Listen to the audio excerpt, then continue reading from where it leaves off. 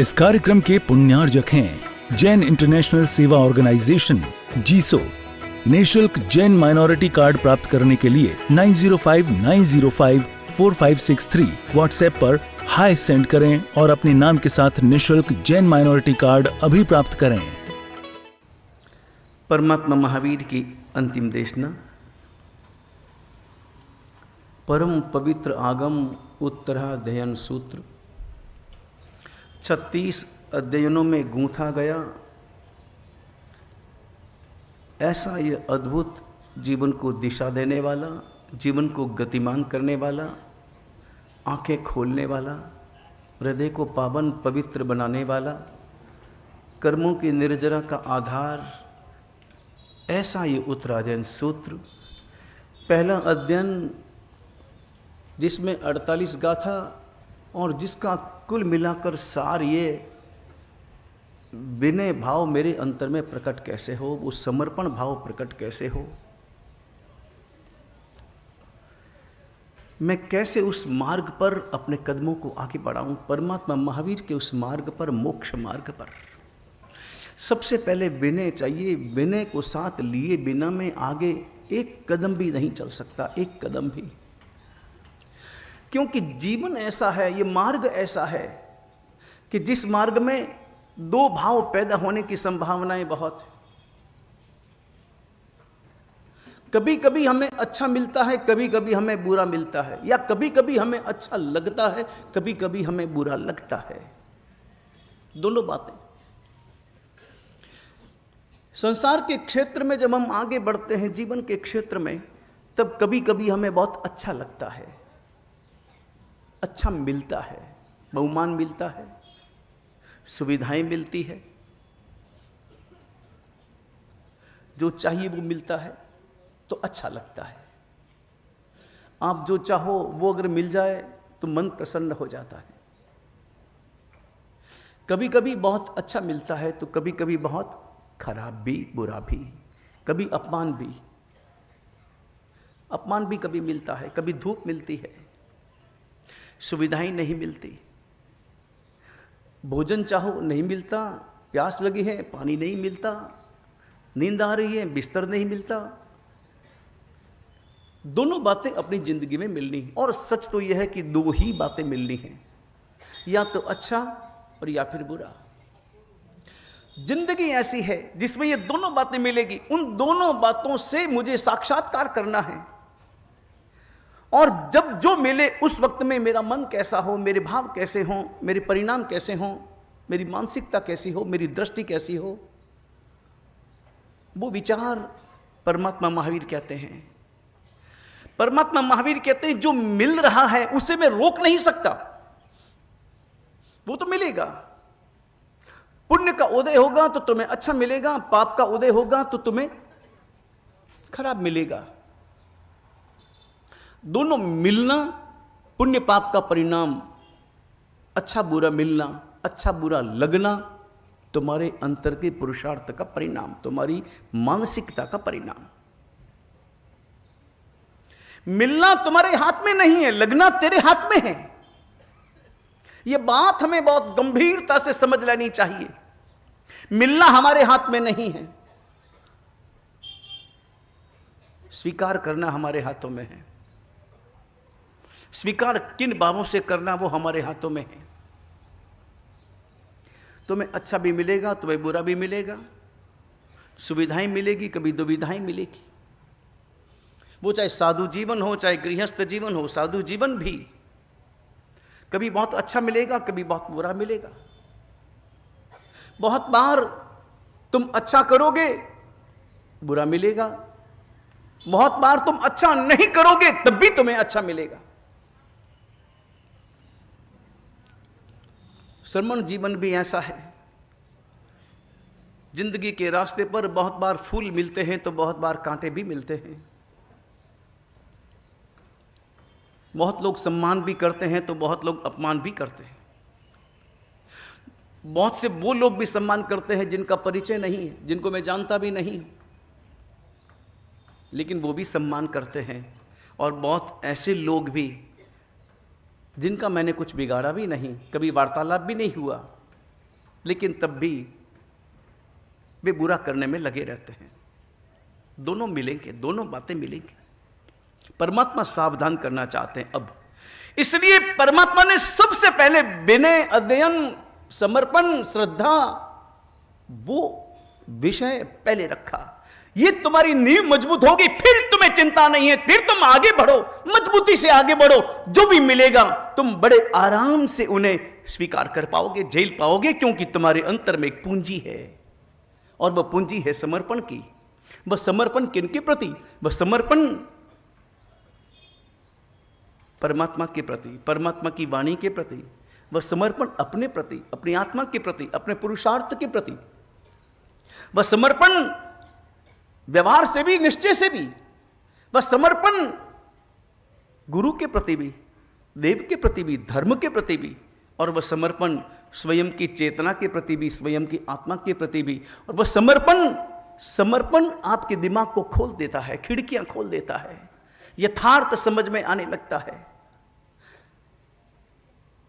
तब समझ में आता है कि संसार में जो भी मिलना है उसका कारण भी मैं हूं, कर्ता भी मैं हूं, भोक्ता भी मैं हूं। यह कर्ता भोक्ता का भेद समझ में आ जाए। कर्ता भी मैं हूं, भोक्ता भी मैं हूं। यहां कर्ता कोई दूसरा है और भोक्ता मैं हूं, ऐसा नहीं है। संसार में हम यही मानते हैं, इसलिए कारण दुखी हो जाते हैं। यहां कर्ता भी मैं हूं, भोक्ता भी मैं हूं। कोई मेरा अपमान कर रहा है तो मत समझो कि वो तेरा अपमान कर रहा है, समझो कि तू खुद तेरा अपमान कर रहा है। तूने खुद ने पूर्व समय में अपना उपमान करने की गोटियां बिछाई थी। तुमने ही जाल बिछाया था खुद का अपमान करने का, और आज वो समय आया है और तेरा अपमान हो रहा है। और जब तेरा अपमान होता है तब प्रसन्न हो जाओ। परमात्मा कहते हैं जब तेरा सम्मान हो तब तुम राजी बनो न बनो, जब तेरा अपमान हो तब जरूर राजी हो जाओ। आसान है। परमात्मा की वाणी कहती है सम्मान हो तब राजी, भले मत बनो, न बनो ज्यादा अच्छा है। बनोगे तो अपमान के अधिकारी बन जाओगे। सम्मान प्राप्त करने समय प्रसन्नता, अपने अंतर में प्रसन्नता व्यक्त होना, भविष्य में अपमान को प्राप्त करने की भूमिका है।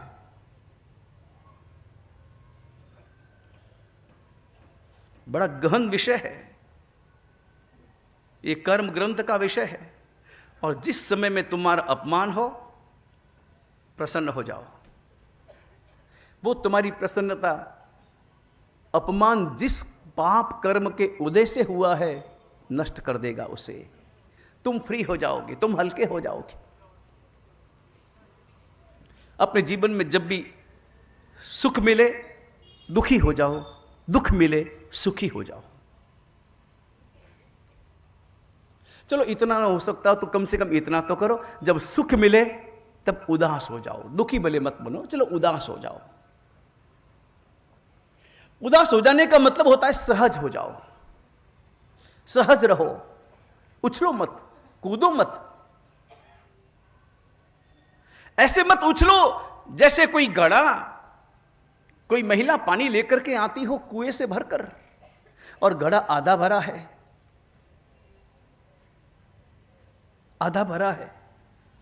घड़ा पूरा भरा हो, घड़ा आधा भरा हो, कौन सा घड़ा लाने में सुविधा है? आधा घड़ा या पूरा घड़ा? वजन ज्यादा है ना भाई। वजन ज्यादा किस में, पूरे घड़े में या आधे घड़े में? पूरे घड़े में वजन ज्यादा है, तो वो लाने में तो दुविधा होनी चाहिए, दर्द होना चाहिए ना, इतना वजन उठाना है। आधा घड़ा या पूरा घड़ा, कौन सा घड़ा लाने में सुविधा है और 1 किलोमीटर तक चलना है?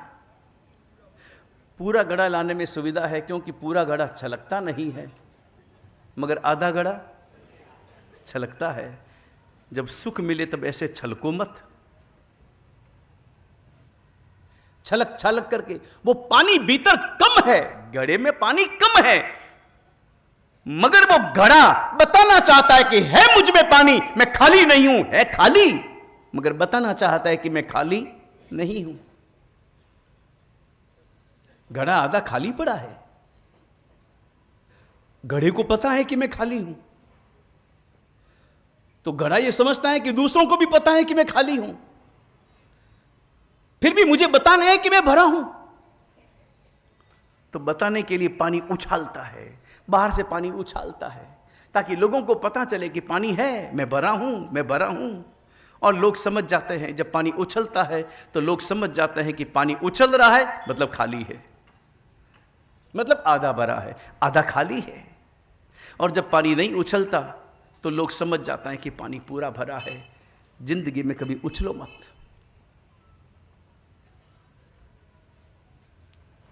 सुख मिले उछलो मत, और दुख मिले उस वक्त में आंखों से आंसू मत बहाओ। दुख मिला तुम्हारे पाप कर्म के उदय से मिला,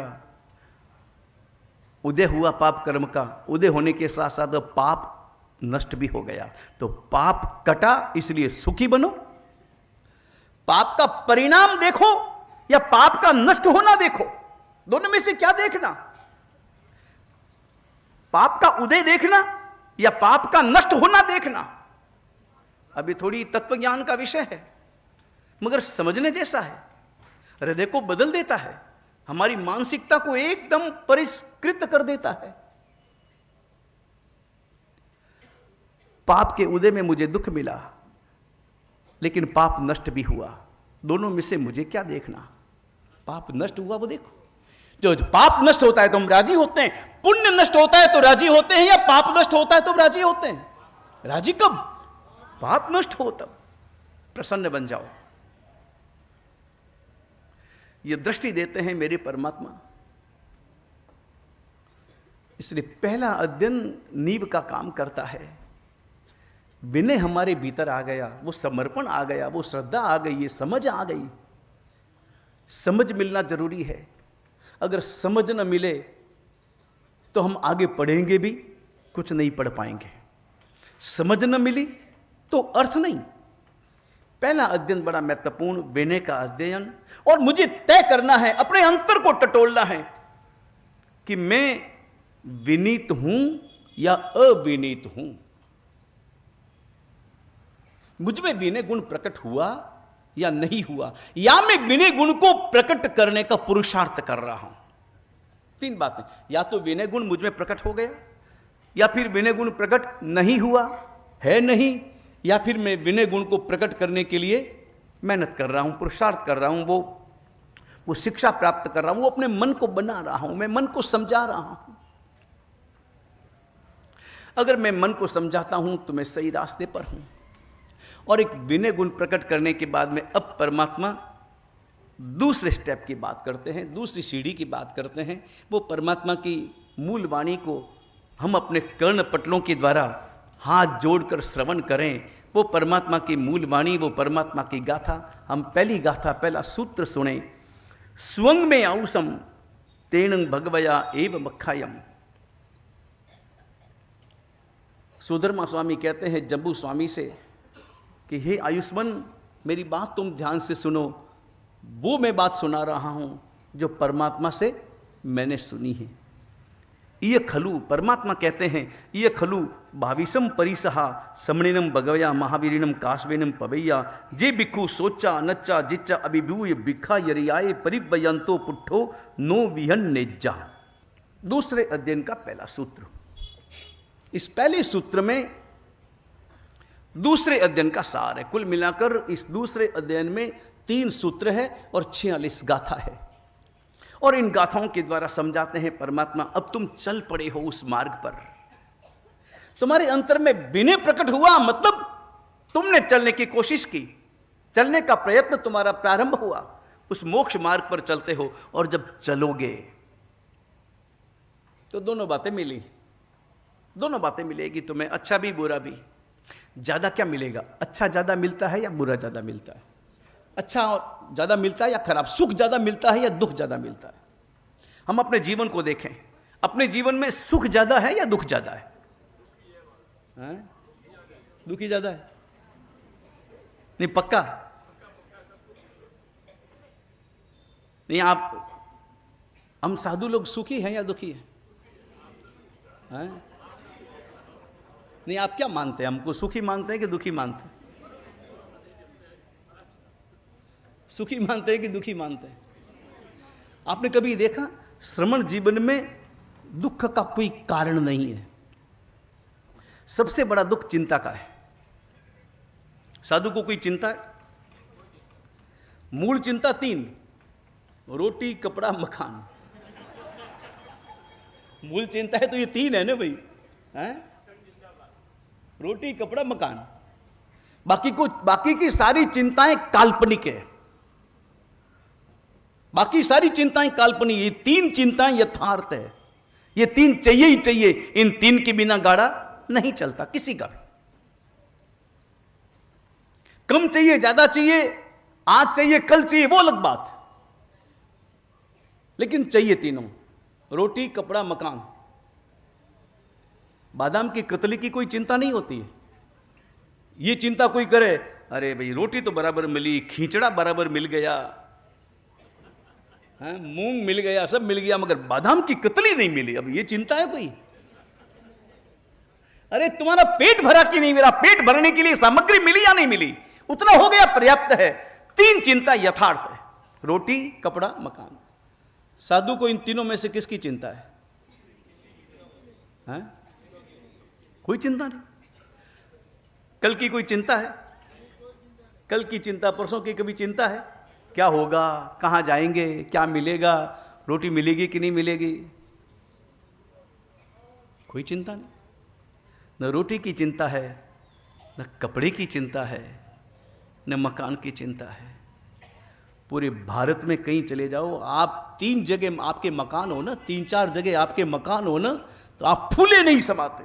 मेरी 3 कोठियां हैं, मेरे 3 बंगले हैं, मनाते हैं? लोगों के सामने बोलते हैं कि नहीं? हमारे सामने भले मत बोलो, नहीं हमारे सामने भी बोलते, हमारे सामने भी बोलते। मेरे पास में इतना है, मेरे पास में इतना, बोलते हैं। हमारे पास 5 मकान, हमारे पास 8 मकान, और आपको मालूम है हमारे पास में 10-20 हजार लाखों की संख्या में मकान है। इस कार्यक्रम के पुण्यार्जक हैं जैन इंटरनेशनल सेवा ऑर्गेनाइजेशन जीसो। निःशुल्क जैन माइनॉरिटी कार्ड प्राप्त करने के लिए 9059054563 व्हाट्सएप पर हाय सेंड करें और अपने नाम के साथ निःशुल्क जैन माइनॉरिटी कार्ड अभी प्राप्त करें।